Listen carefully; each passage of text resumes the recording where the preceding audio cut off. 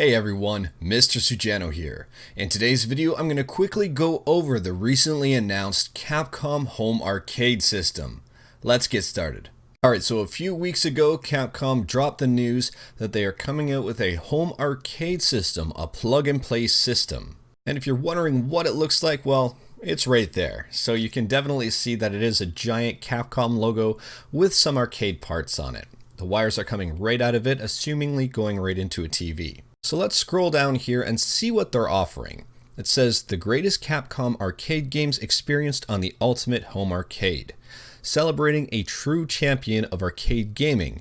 Emblazoned with Capcom's iconic duotone logo, the Capcom Home Arcade delivers a classic single and multiplayer arcade gaming experience. Featuring 16 of the best Capcom titles from the golden age of arcade gaming, the two full-size premium stick and button configurations allow these games to be played the way they were meant to be played. Authentic gaming, featuring a pair of competition-class JLF sticks with an 8-way GTY directional gates and OBSF buttons for the finest precision, response times, and durability. So that's interesting. I'm going to keep reading, but I'm going to come back to this point. The 16 pre-installed games are from the original Capcom CPS-1 and CPS-2 arcade ROMs with emulation provided by Final Burn Alpha, delivering an authentic and accurate arcade experience exclusively for the Capcom Home Arcade. I'm going to touch on this point as well. We'll scroll down here. Play, compete, and cooperate. Break some high scores in single player, team up with a friend in co-op multiplayer, or destroy them in a head-to-head battle. Then upload your best scores to the Capcom Home Arcade's onboard Wi-Fi to a worldwide high score leaderboard to see how you match up against other players across the globe. So we'll scroll down to the games. We can see 1944, Alien vs. Predator, Captain Commando, Final Fight, Ghouls and Ghosts, Mega Man, the Power Battle, Street Fighter 2 Hyper Fighting, and Super Puzzle Fighter 2 Turbo. I can see Strider and Pro Gear on here as well. So it's an interesting list of games. Now, I would not say these are the 16 best CPS-1 and CPS-2 games. I think that is completely debatable. Oh, Darkstalkers is here too to cut away, but I don't know if these are the best 16 games from CPS-1 and CPS-2. That is highly debatable, and again, it would be for everyone's own personal taste. And how it works. Simply plug and play. Connect the supplied HDMI cable from your Capcom Home Arcade to your TV, the supplied USB cable to a USB power supply, and turn on. So it's micro USB power, HDMI, Wi-Fi. So you pretty much just have to plug this into power, plug this into your TV, connect it to your Wi-Fi, and you're off to the races. So they do use Sanwa parts. So they are using Sanwa buttons, so authentic arcade Sanwa buttons.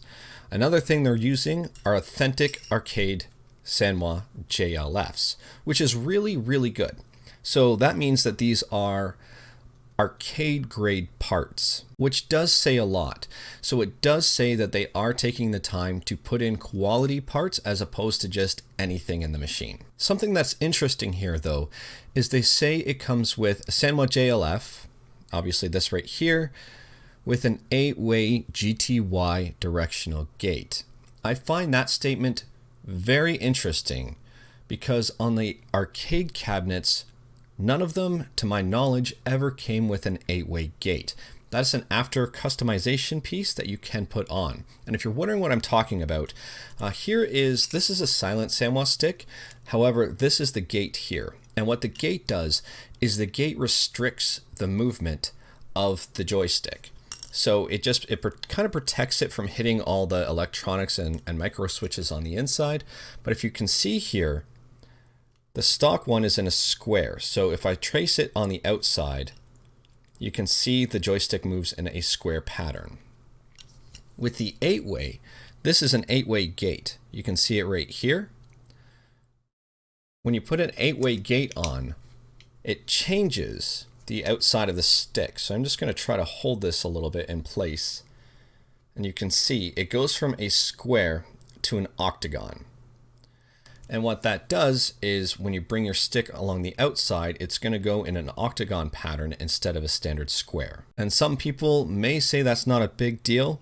However, if you're looking for a true arcade experience, the octagon gate is probably not the way to go. It's a very, very interesting choice, considering that Sanwa does ship with just the stock square gate, so they went out of their way to put an octagon gate on it. Is it a bad move?